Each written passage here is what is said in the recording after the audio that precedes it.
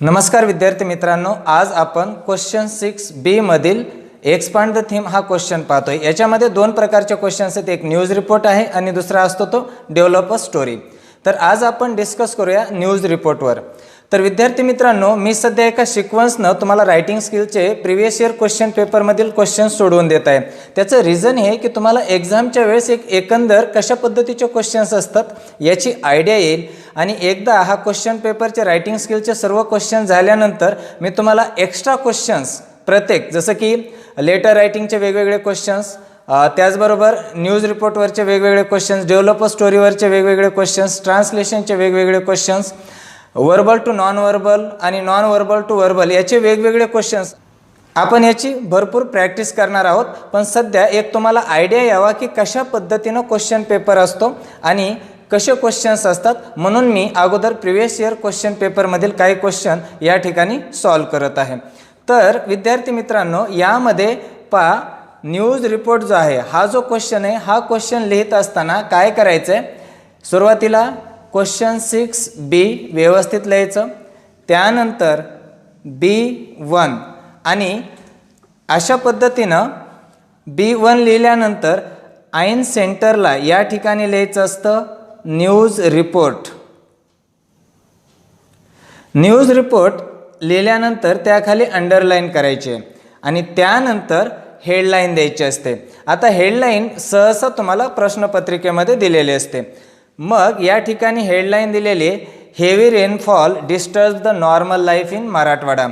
तर मोठ्या प्रमाणात झालेल्या पावसामुळं मराठवाड्यातील जी नॉर्मल लाईफ आहे, सामान्य जीवन आहे, ते डिस्टर्ब झालेलं आहे। आता काय करायचं विद्यार्थी मित्रांनो, ही हेडलाईन कॅपिटल लेटर्समध्ये ऐन सेंटरला येईल, दोन्हीकडून सारखा स्पेस सुटला पाहिजे आणि सेंटरला हेडलाईन लिहायची आहे। तर चला लिहूया,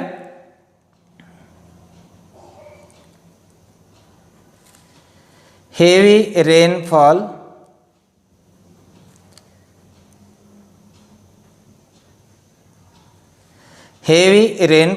disturbs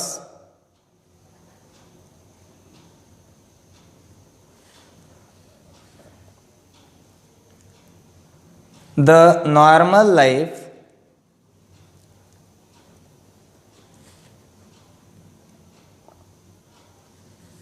in Marathwada।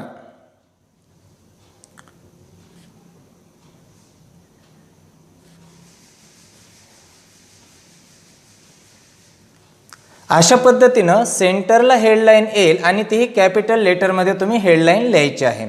आता हेडलाईन सहसा जी हेडलाईन असते न्यूज रिपोर्टमध्ये ती मोस्टली 90% वेळेस सिम्पल प्रेझेंटमध्येच हेडलाईन दिलेली असते। म्हणून या ठिकाणी पहा, हेवी रेन हा सब्जेक्ट आहे, डिस्टर्ब्स हा V5 म्हणजे क्रियापदाला यस किंवा एस प्रत्यय ज्यावेळेस सब्जेक्ट एकवचनी असतो त्यावेळेस आपण यूज करत असतो। तर या ठिकाणी हा सिंपल प्रेझेंट टेन्स आहे, heavy rainfall disturbs the normal life in Marathwada. अशा पद्धतीनं हेडलाईन लिहिल्यानंतर विद्यार्थी मित्रांनो आपल्याला लिहायचं असतं बायलाईन। आता बायलाईनमध्ये काय येतं तर हे डेटलाईन वगैरे। मग बायलाईन लिहित असताना ही घटना कुठं घडलेली हे आपण सुरुवातीला पाहायचं। तर हेवी रेनफॉल जो आहे तो झालेला आहे मराठवाड्यामध्ये। मग इथं मराठवाडा लिहिलं तरीच चालेल। या ठिकाणी सुरुवातीला पहा, बायलाईनमध्ये ही डेटलाईन आहे, त्यालाच आपण इथं बायलाईन म्हणतो। बायलाईनमध्ये काय लिहायचं असतं, प्लेस कोणत्या ठिकाणी घटना घडली, त्यानंतर कोणता दिवस होता, वार लिहायचा असतो, त्यानंतर कोणता महिना तो लिहायचा आणि त्यानंतर डेट लिहायची असते, तारीख। पहा, हेडलाईन लिहिली, हेडलाईन्स मोस्टली आपण कॅपिटल लेटरमध्ये लिहायचे। त्यानंतर बायलाईनमध्ये काय काय येईल तर प्लेस कोणत्या ठिकाणी घटना घडली, त्यानंतर वार कोणता, त्यानंतर मंथ आणि त्यानंतर तारीख। अशा पद्धतीनं आपण बायलाईनमध्ये हे लिहिल्यानंतर राईट साईडला आपल्याला लिहायचं असतं बाय द स्टाफ रिपोर्टर, म्हणजे न्यूज एजन्सी कोणते त्या न्यूज एजन्सीचं नाव लिहायचं असतं ते राईट साईडला। कसं, चला मी सांगतो तुम्हाला। पहा, मी सांगितलं तुम्हाला आत्ताच की हेडलाईन जे आहे ते हमेशा सिंपल प्रेझेंट टेन्समध्ये असते। त्यानंतर बायलाईनमध्ये आता ही मराठवाड्यामध्ये घटना घडलेली, मग या ठिकाणी मराठवाड्यातील जे शहर आहे त्याच्यामध्ये सपोज बीड आहे, औरंगाबाद आहे, तर सपोज बीड किंवा औरंगाबाद या ठिकाणाहून ही न्यूज पब्लिश झालेली आहे, तर मी या ठिकाणी लिहिल Aurangabad.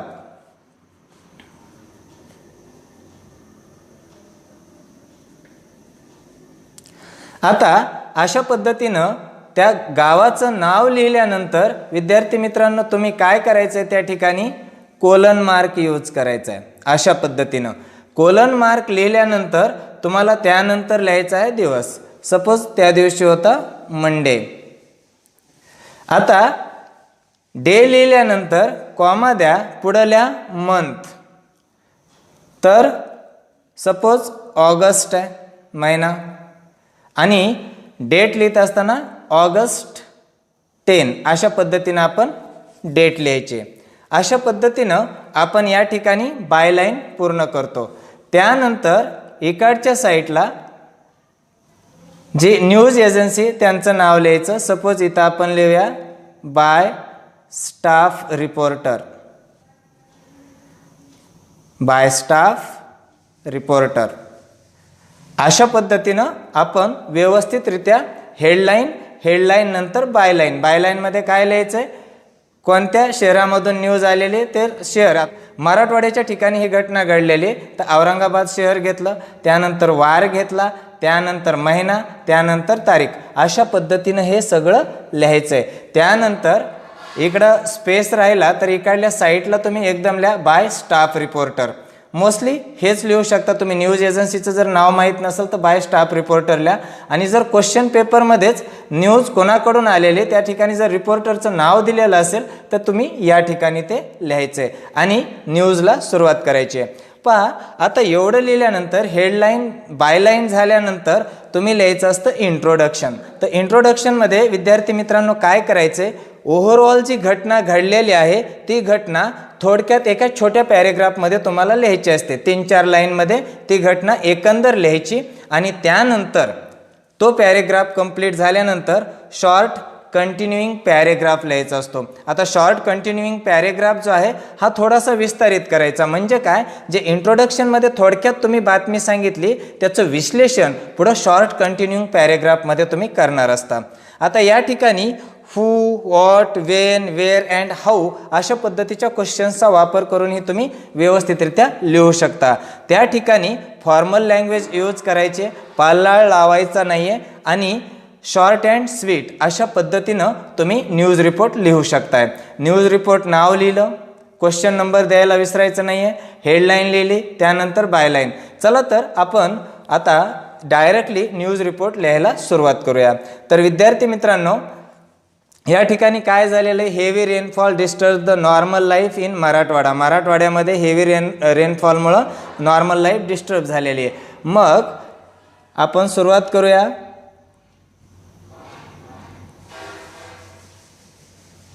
Normal life of the people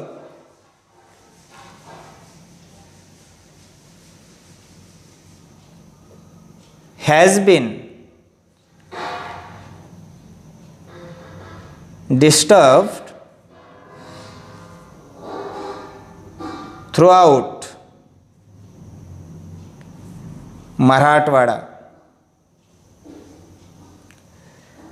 तर विद्यार्थी मित्रांनो कधीही न्यूज रिपोर्ट लिहित असताना तुम्ही काय करायचे, subject V two other words हा सिंपल पास्ट किंवा सब्जेक्ट प्लस ऑजवर प्लस फी3 प्लस ऑदर वर्ड्स अशा पद्धतीनं ऑजवर प्लस फी3 हा पॅसिव्ह वॉइस आहे simple पास्टचा.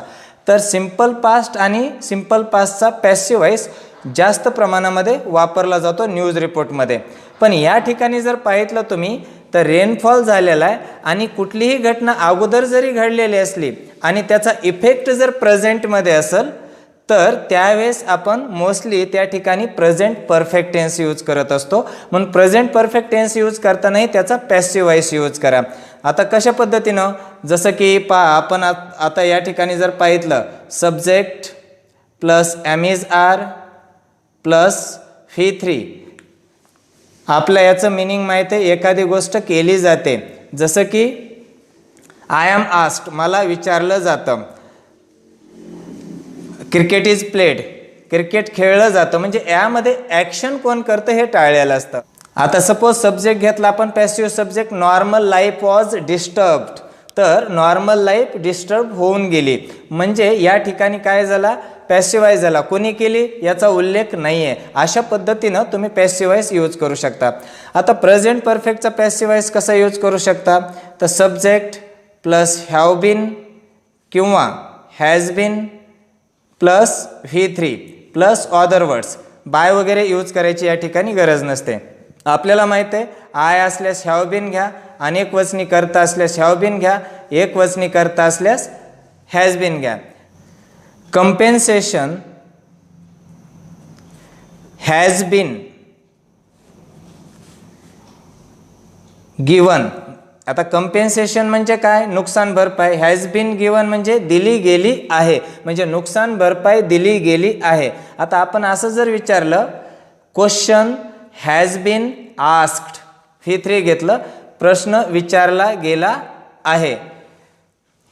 Holiday has bin declared, सुट्टी जाहीर केली गेली आहे. अशा पद्धतीनं आपण पॅसिव्हाइज यूज करत असतो.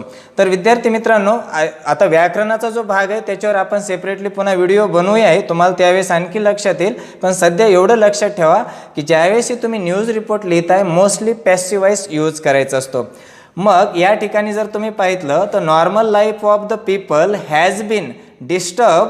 आता या ठिकाणी V3 थ्रू आउट म्हणजे संपूर्ण, थ्रू आउट मराठवाडा. तर जे सामान्य जीवन आहे ते संपूर्ण मराठवाड्यामध्ये डिस्टर्ब झालेलं आहे. कशामुळं झालेलं आहे, तर ड्यू टू म्हणजे त्यामुळे, ड्यू टू हेवी रेनफॉल, तर मोठ्या प्रमाणात झालेल्या पावसामुळे. इट हॅज बीन, हा पण पॅसिव्हाइज आहे प्रेझेंट परफेक्टचा. इट हॅज बीन रेन्ड म्हणजे पाऊस पडला गेला आहे. इट हॅज बीन रेन्ड. आता पाऊस पडणे, बर्फ पडणे अशा पद्धतीचे जर सेंटेन्सेस तुम्ही यूज करत असाल ना, तर त्या ठिकाणी हमेशा इट हा सब्जेक्ट आपण यूज करत असतो. It has been rained for 2 days म्हणजे 2 दिवस पाऊस पडलेला आहे. कुठं, in all districts of Marathwada. In all districts of Marathwada. Storm म्हणजे वादळ, and rain, storm and rain disturbed the transportation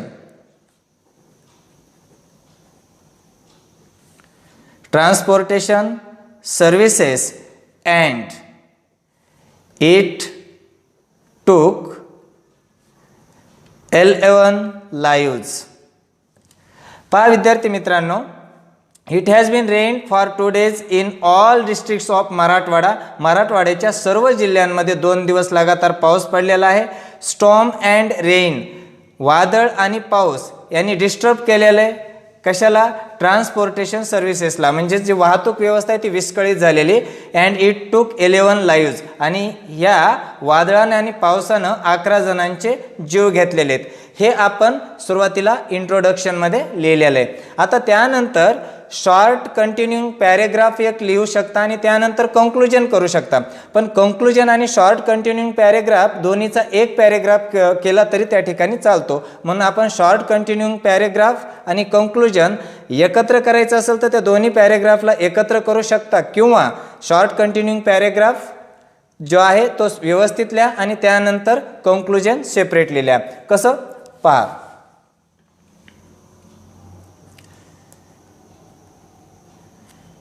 most of the roads, पाऊस पडलाय तर काय होणार आहे, पूर येणार आहे. Most of the roads were completely flooded.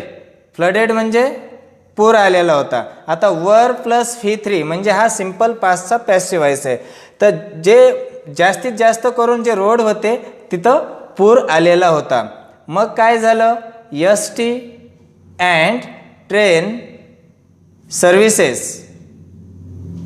S T and train services have been cancelled. आता हा एस टी अँड ट्रेन म्हणजे अँड जर आलं दोन सब्जेक्टच्या मध्ये तर त्यावेळेस तो अनेकवचनी सब्जेक्ट बनतो, म्हणून या ठिकाणी आपण हॅव बीन घेतलेलं. S T and train services have been cancelled. तर एस टी आणि ट्रेनची सेवा जी आहे ती रद्द करण्यात आलेली आहे. त्यानंतर आपण विचार केला तर मोठ्या प्रमाणात पाऊस पडलाय, तर शाळा ज्या आहेत, कॉलेजेस जे आहेत, हे ठिकाणी सुद्धा काय होईल, सुट्टी दिली जाईल. मग the school and colleges have declared a holiday for a week. शाळा आणि कॉलेजेसनी एक आठवड्यासाठी सुट्टी जाहीर करून टाकलेली आहे. आता याला आपण व्यवस्थितरित्या या ठिकाणी एक्सप्लेन करतोय. 11 people वर डाईड म्हणजे 11 लोक मृत्यू पावले. ड्यू टू कशामुळं, तर वादळ आणि पाऊस होता त्यामुळं घरं कोसळली. Due to houses collapsing, collapsing म्हणजे कोसळणे, घरं कोसळल्यामुळं 11 लोक ठार झाले. पीपल हॅव बीन ॲडवाइज्ड, लोकांना सल्ला दिला गेला आहे. काय सल्ला दिलाय, to stay at homes, to stay at homes for the next 4 days. पुढील 4 दिवसासाठी लोकांना घरीच थांबण्याचा सल्ला दिलेला आहे. कोणाकडून, बाय द गव्हर्नमेंट, सरकारकडून. People have been advised to stay at homes for the next 4 days by the government. By the government म्हणजे सरकारकडून लोकांना 4 दिवसासाठी घरीच थांबण्याचा सल्ला दिला गेलेला आहे.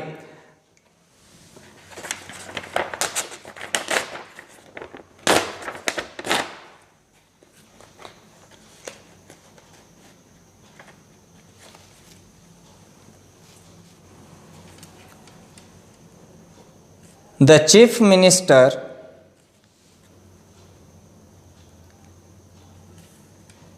has visited the affected area and declared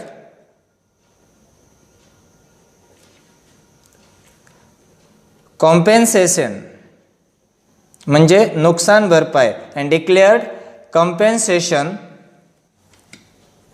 of 2 lakhs, 2 लाखांची नुकसान भरपाई डिक्लेअर करून टाकलेली आहे. कोणासाठी, to the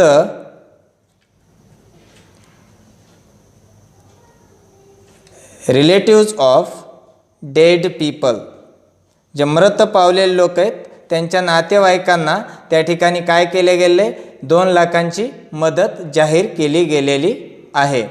and financial help to the affected people, ज्यांचं नुकसान झालेलं आहे, ज्यांच्यावर काय ना काय त्या पावसाचा परिणाम झालेला आहे, त्यांना आर्थिक मदतीची घोषणा केली गेलेली आहे. मग आपण सेपरेटली पॅरेग्राफ बनवू शकतो किंवा जे कंक्लुजन आहे त्या कंक्लुजनला या ठिकाणीच ॲड करू शकतो.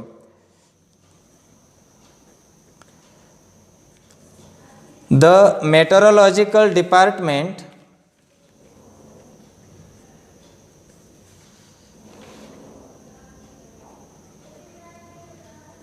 The meteorological department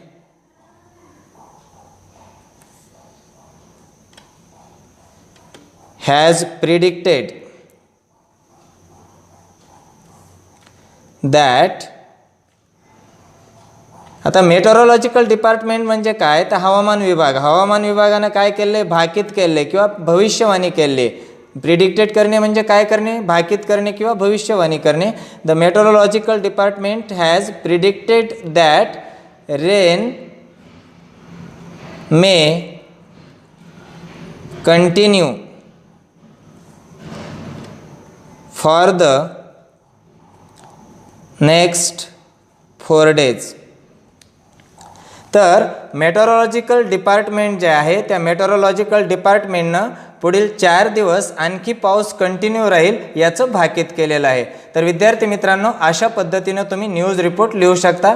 न्यूज रिपोर्टवर नाव लिहायचं आहे, त्यानंतर हेडलाईन लिहायची, हेडलाईननंतर बायलाईनमध्ये कोणत्या ठिकाणाहून न्यूज आलेली, त्यानंतर वार कोणता आहे, त्यानंतर महिना, त्यानंतर तारीख, त्यानंतर न्यूज एजन्सीचं नाव, काहीच माहीत नसेल तर बाय स्टाफ रिपोर्टर लिहा.